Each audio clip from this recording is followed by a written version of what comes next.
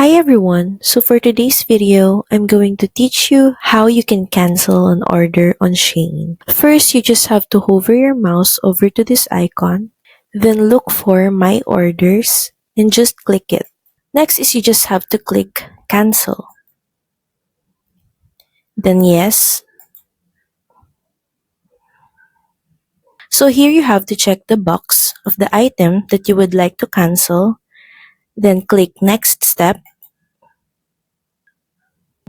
And from this drop-down menu, you have to choose the reason for your cancellation. Just click Submit. So that's pretty much it. You have now successfully canceled your order. Thank you very much for watching this video. I hope that this helped you on how you can cancel your order on Shein.